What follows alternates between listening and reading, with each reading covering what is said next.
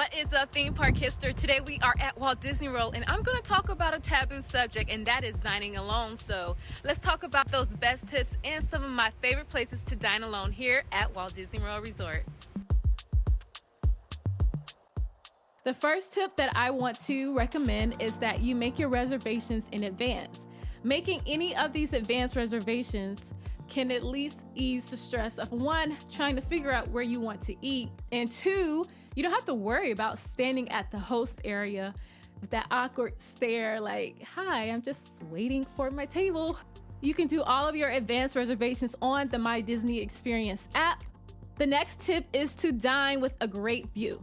Now, Walt Disney World is full of so many restaurants to choose from, but you want to enjoy some of the restaurants that bring on a commanding view that sets the atmosphere, sets the setting, and it helps take your mind off of traveling alone.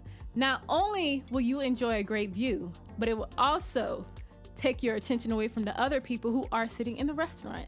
Some of my favorite restaurants to watch the various Disney fireworks show are Spice Road Table, that's at Epcot, and then also the California Grill, that is the restaurant at the top of the Contemporary Resort, and you can watch the Magic Kingdom fireworks show at that one.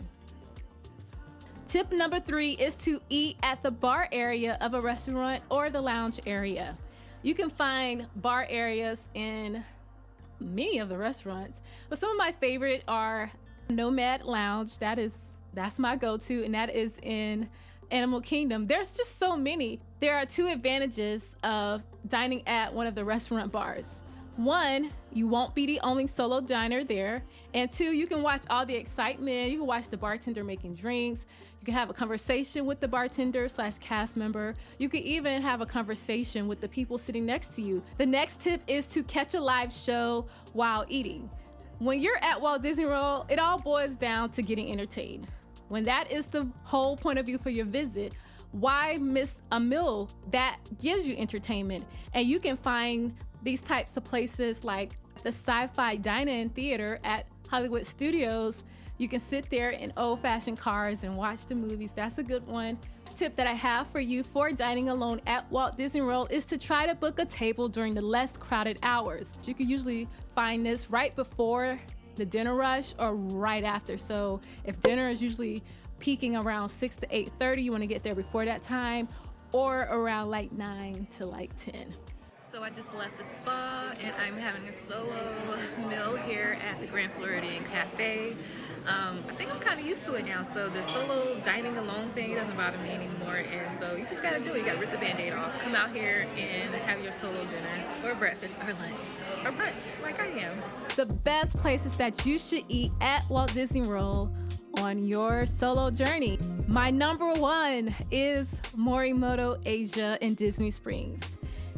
I love this place. It combines a lot of the Asian cuisine like Japanese and Chinese and Korean food all in one, but what really draws me to Morimoto Asia is the sushi area. Now, even if you're not a sushi person, maybe you can go up there and just try maybe, like a more tempura type sushi where it's fried, just to sit in that atmosphere on your solo journey, and then you can order like a regular meal to go with it. Another favorite spot, it's my little secret spot in Epcot, is Tutto Gusto Wine Cellar.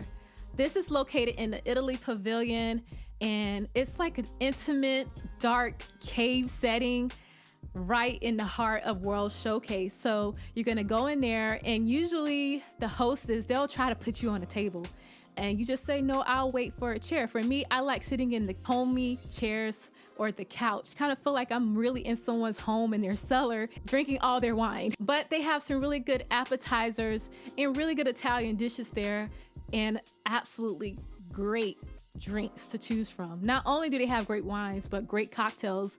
Get the Italian margarita, thank me later. My other go-to is either Tune-In Lounge at Hollywood Studios or the Brown Derby restaurant at Hollywood Studios. Now, Tune-In Lounge was one of the first places I started to really go to drink as an adult traveler. I would sit at the bar area, and just the wait staff there, the cast members, they were just so incredible. Great conversation. And it was just a nice vibe. I would meet so many people there. But my main go-to at Hollywood Studios is the Brown Derby. But I don't actually go inside. I sit on the outside patio, and they just have such a great, delicious selection, mainly from the dishes from the Brown Derby restaurant. What I really like here is that they have a martini flight.